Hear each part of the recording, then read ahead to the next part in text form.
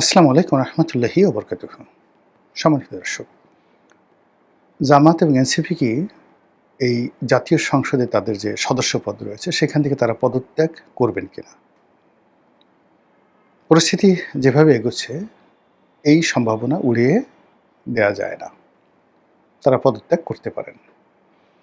আজকের এই সময়টিতে এটি পিলে চমকানো খবর বটে।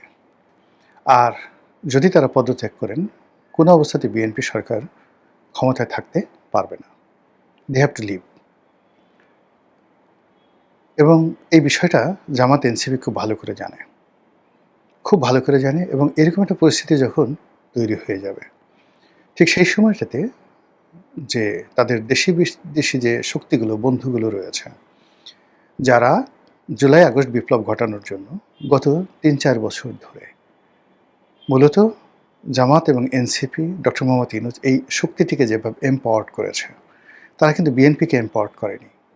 তারা জামাতকে এম্পাওয়ার্ড করেছে। এই শক্তিগুলো সিমেন্টেড হয়ে আবার রাজপথে চলে আসবে। এখন প্রশ্ন হলো যে জামাত এবং এনসিপি তারা কেন পদত্যাগ করতে যাবে? আমরা যারা সাধারণ চিন্তা করি বা যাদের কাছে মনে হয় যে এমপি হওয়া মানেই তো প্রতি মাসে একটা মাসোহারা পাওয়া, প্রায় লাখ ২-১ টাকা বেতন ভাতা সুযোগ সুবিধা পাওয়া, নির্বাচনী এলাকায় মাতব্বরি করা, আর নির্বাচনী এলাকায় মাতব্বরির বাইরে সরকারি বরাদ্দ রয়েছে, টিআর রয়েছে, কাবি খায় রয়েছে, এগুলো তো আছেই। এরপরে সংসদে গিয়ে সরকারের সাথে সেই দহরম মহরম সম্পর্ক, রাষ্ট্র ক্ষমতার ভাগিদার হওয়া, এগুলো দৃশ্যমান। কিন্তু সবাই তো আর কেবল লোভী মানুষ নয়।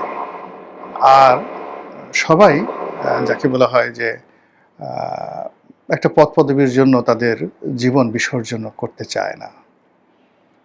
আর যে কোনো জিনিস পাওয়ার আগে এক ধরনের কামনা থাকে, বাসনা থাকে, লোভ থাকে, লালসা থাকে। কিন্তু মানুষ যখন পেয়ে যায়, কোনো একটা বিষয় পেয়ে যায়, তখন ওটার সে অ্যাবসলিউট মালিকানা, ওটার সৌন্দর্য সে এককভাবে ভোগ করতে চায় এবং ওটার একটা লিবার্টি সে চায়। সেটা রাষ্ট্রপতি হোক, প্রধানমন্ত্রী হোক, এমপি হোক, ব্যবসা হোক, বাণিজ্য হোক, যে কোনো সম্পর্ক হোক, বিয়ে হোক, শাদী হোক, মানে এখানে আসলে অংশীদারিত্ব কোনো অবস্থাতেই মানুষ পছন্দ করে না। তো সেক্ষেত্রে ধরেন বিএনপি সরকার গঠন করেছে, সেটা একটা। জামাত বিরোধী দল দ্বিতীয় একটা। এখন এই বিরোধী দল হিসেবে তার যে ট্র্যাডিশনাল স্বাভাবিক যে ক্ষমতা থাকা দরকার, সেই ক্ষমতাটা সে চাইতে পারে। আর জুলাই আগস্টের মূল উদ্যোক্তা রূপে আন্দোলনের মাস্টারমাইন্ড এবং শক্তি বা ফোর্স হিসেবে, ইনভেস্টর হিসেবে, তারপরে মাঠে ময়দানের ডাইরেক্ট সোলজার হিসেবে এনসিপি এবং জামাত এখানে কিছুটা প্রিভিলেজ তারা পেতে পারে, চাইতে পারে, বা বিএনপির সঙ্গে নির্বাচন পূর্ব সময় তাদের যে সমঝোতাগুলো হয়েছে সেই সমঝোতাগুলো তারা মানে বাস্তবায়ন করার জন্য বিএনপিকে চাপ প্রয়োগ করবে, বিএনপির কাছে সেটা আশা করবে। এটাই স্বাভাবিক। কিন্তু বিএনপি ক্ষমতায় আসার পর গত ৪ মাসে বা ৫ মাসে শুধু আনাকুম জানাকুম, মানে এখানে লোক দেখানো, তারপরে সার্কাস্টিক, ম্যাজিক্যাল মানে জাদুকরি, এই বিষয়গুলো বেশি হয়েছে। জামাতের সভাপতির বাসায় প্রধানমন্ত্রী গেছেন, নাহিদ ইসলামের বাসায় প্রধানমন্ত্রী গেছেন। এটা দেখতে অনেক সুন্দর, মানুষ বাহবা দিয়েছে। কিন্তু নাহিদ ইসলাম এবং জামাতের আমির জানেন যে তারা প্রতিদিন প্রতি মুহূর্তে কিভাবে বেইজ্জতি হচ্ছেন। উপরে উপরে আপনার মলম লাগিয়ে দিচ্ছে, পিছন দিক থেকে আপনাকে আচ্ছা মতো চাকু মেরে দিচ্ছে।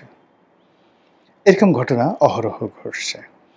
প্রধানমন্ত্রী তিনি আগে দেখা হলে আগে জামাতের সভাপতিকে সালাম দিচ্ছেন, কিন্তু প্রধানমন্ত্রীর যারা জুতো টানেন তারা বলছেন ওটার নাম সুম্মা শফিক, শালাকে ধরো, শালা একটা ভণ্ড, এরকম কথাবার্তা। তখন এটা আসলে মিলে না। প্রধানমন্ত্রী দেখা গেল যে নাহিদ ইসলামকে তোয়াজ তদবির করছে, আর দেখা গেল যে ছাত্রদলের, যুবদলের যারা নেতা রয়েছেন, যাদের সঙ্গে প্রধানমন্ত্রী ভালো সম্পর্ক, তারা অকথ্য ভাষায় নাহিদকে, নাহিদের বাপকে তুলে গালাগাল করছে, বাপমা তুলে গালাগাল করছে। ফলে এই জিনিসগুলো কন্ট্রাস্ট অ্যান্ড কন্ট্রাডিক্ট তৈরি করছে এবং এর ফলে মানসিকভাবে জামাত এবং এনসিপি ভেঙে পড়েছে, নাম্বার 1। নাম্বার 2 হলো তাদের মধ্যে একটা নিদারুণ আতঙ্ক তৈরি হয়েছে। 1 নম্বর আতঙ্ক হলো যে যদি কখনো গণেশ পরিবর্তন হয়, আওয়ামী লীগ, এখানে আমি একটা জিনিস বলে রাখি, যে যাই বলুক না কেন, আমি প্রথম দিন থেকে বলছি আগামী 20 বছরের মধ্যে যে কোনো ফর্মে আওয়ামী লীগ ফিরে আসাটা এটি অসম্ভব একটা বিষয়। শেখ হাসিনা আসতে চাচ্ছেন, তিনি আসবেন বা আসতে পারেন, ওই পর্যন্তই আসবেন। একদিনে জমায়েত হবে, 2 দিন জমায়েত হবে, এরপর আপনি আর কাউকে খুঁজে পাবেন না, দেন তাকে জেলে যেতে হবে। এর আগে ধরেন শেখ হাসিনা যেভাবে জনপ্রিয়, খালেদা জিয়া তেমন জনপ্রিয় ছিল, তাকে যেদিন জেলে নেওয়া হলো, কি হয়েছে বলেন? গোলাম আজম সাহেবকে জেলে নেওয়া হয়েছে, কি হয়েছে? সাইদি সাহেবকে জেলে সে পচে গলে মরে গেছে, তার লাশটা ঠিকমতো দাফন করতে দেওয়া হয়নি, তার কবরের সামনে গিয়ে গিয়ে মানে কেউ গিয়ে সেই কবর জিয়ারত করবে সেই সুযোগটা দেওয়া হয়নি। সালাউদ্দিন কাদের চৌধুরীর কবর তছনছ করে দেওয়া হয়েছে, গিয়ে কী করতে পেরেছে? কিচ্ছু হয়নি। এগুলো রাষ্ট্র ক্ষমতা একটা বিরাট ব্যাপার।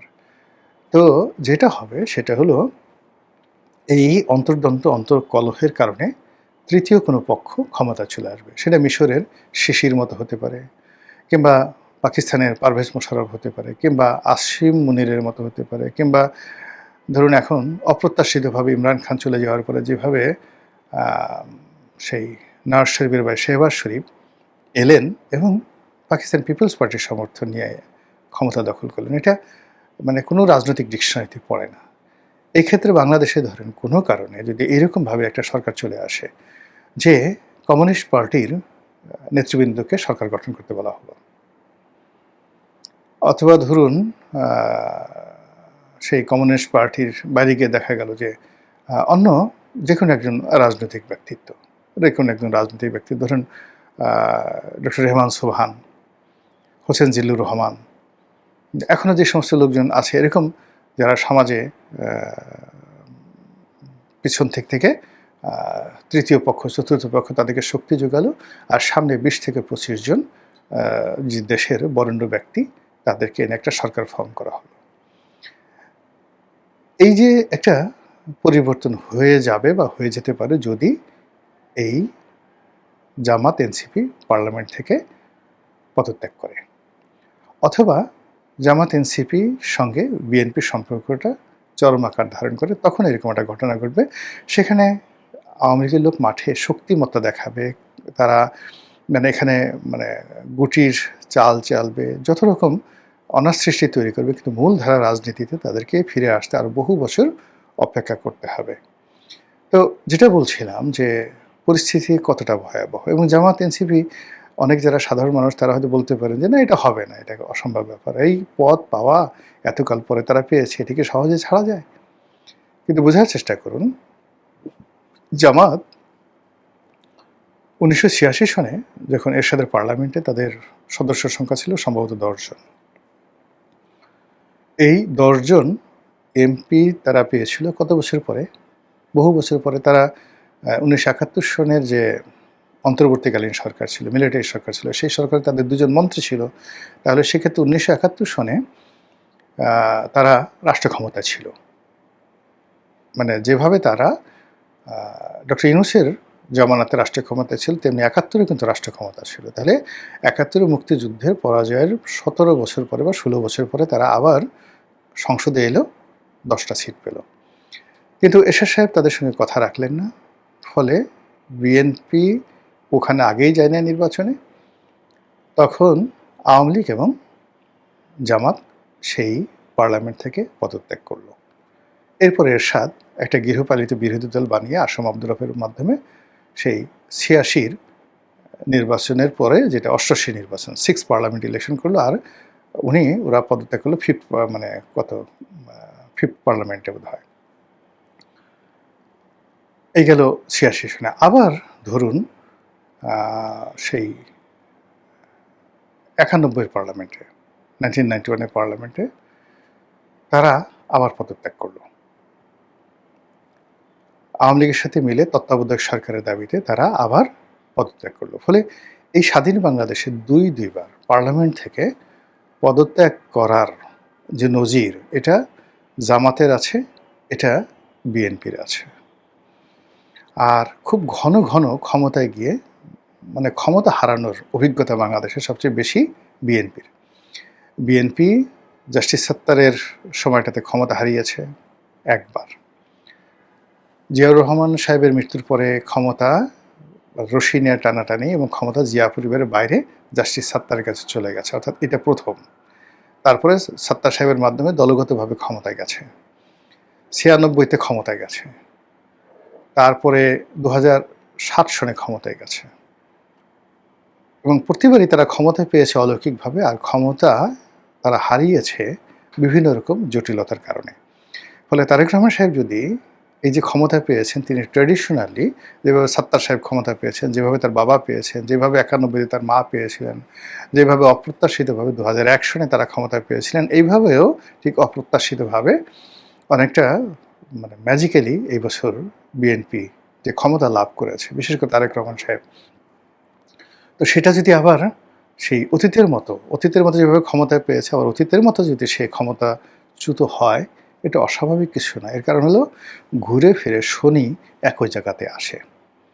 আপনি দেখবেন যে আপনাকে একটা মশায় কামড় দিয়েছে, ধরেন আপনার একেবারে শরীরের যেই জায়গাটাতে মশা কামড় দিয়ে গেল আপনি তাড়িয়ে দিলেন, একটু পরে এসে ঠিক ওই জায়গাতেই সে বসবে। মাছি দেখবেন ঘ্যান ঘ্যান ঘ্যান ঘ্যান করছে, আপনার নাকের উপর বসছে, মাথার চান্দির উপর বসছে, গালের উপরে বসছে, আর কপালে, এই কয়েকটা জায়গাতে সাধারণত মাছি বসে। আপনি তাড়িয়ে দিলেন, ঘুরে ঘুরে এসে ঠিক সেম জায়গাতেই এই বদমাইশটা আবার বসবে। এমনি মানুষের জীবনে যে সফলতা, ঘুরে ফিরে একইভাবে এক একজনের জীবনে সফলতা আসবে। কোনো মানুষ দেখবেন সে জন্মই হয়েছে তার রাজা হিসেবে, কোনো মানুষের জন্মই হয়েছে তার নাপিত হিসেবে, মেথর হিসেবে। তো এই যে জন্ম, তার শুরুটা, কোনো মানুষ দেখবে যে খুব অল্প পরিশ্রমে আল্লাহ তাকে অনেক নিয়ামত দান করেন, কোনো মানুষ দেখবেন সারাদিন পরিশ্রম করে, মাথার ঘাম পায়ে ফেলে, হয় না, দিয়ে নুন আনতে পান্তা ফুরায়। কোনো মানুষ খুব ভালো মানুষ কিন্তু সমাজ তাকে খারাপ জানে, কোনো মানুষ খুব খারাপ মানুষ কিন্তু সমাজ তাকে ভালো জানে, এটা হয়। তো সেক্ষেত্রে হয় কি, প্রত্যেকটা মানুষের একটা ঠিকুজি থাকে, প্রত্যেকটা দলের একটা ঠিকুজি থাকে, প্রত্যেকটা দেশের একটা ঠিকুজি থাকে। বাংলাদেশের ভবিষ্যৎ কী হবে, মক্কা মদিনার ভবিষ্যৎ কী হবে, এটা গত 8-10 হাজার বছরে যেভাবে হয়েছে, সবচেয়ে ভালো যেভাবে হয়েছে আমরা সেরকম ভালো হতে পারবো, আর সবচেয়ে খারাপ যে অবস্থায় গেছে আমরা সেই রকমই হতে পারি, এর বাইরে যাবো না, ওটা আমাদের একটা ঠিকুজি। তদ্রূপ বিএনপির যে ভালো দিকগুলো, মানে তার কখন ক্ষমতা আসে, কখন ভালো করে, কিভাবে ভালো করে, সেগুলো অতীতে যেভাবে করেছে এবারও একইভাবে হবে। আবার বিএনপির পতন অতীতে যেভাবে হয়েছে একইভাবে হবে। দেখেন জামাতের, আওয়ামী লীগের পতন শুরুটা যেভাবে হয়েছে পতনটা সেভাবে হয়েছে, এবং সেই আগস্ট মাসে ঘুরে ফিরে তাদের জীবনে এই দুর্ভোগ দুর্দশা আসতে থাকে। তো সেক্ষেত্রে জামাতের এই যে পদত্যাগ করা, মাঝপথে মানে আপনার সাথে বন্ধুত্ব একসাথে চললো, কথাবার্তা চললো, হঠাৎ করে তারা আপনার পেছন থেকে সরে পড়লো, এই ঘটনা তাদের জন্য ডাল ভাত।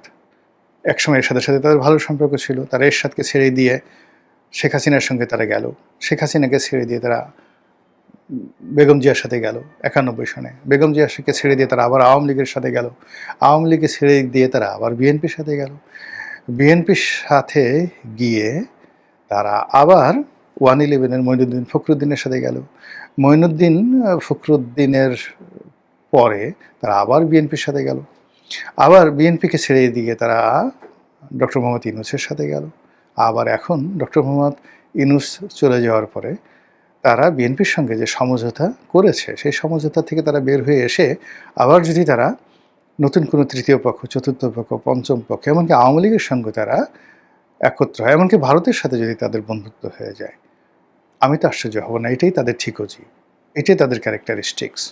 আর অন্যদিকে যদি এরকম একটা পরিবেশ পরিস্থিতি তৈরি হয়, পার্লামেন্ট ডিজলভ হয়ে যায়, সারা দেশ আবার উত্তাল হয়ে যায় এবং সরকার যদি বিব্রতকর অবস্থার মধ্যে পড়ে, এতে আমি আশ্চর্য হব না। এর কারণ হলো এই ঘটনা বিএনপির জীবন অতীতে বহুবার ঘটেছে। মহান আল্লাহ আমাদের সবাইকে হিদায়াত দান করুন এবং হেফাজত করুন। আসসালামু আলাইকুম ওয়া রাহমাতুল্লাহি ওয়া বারাকাতুহু।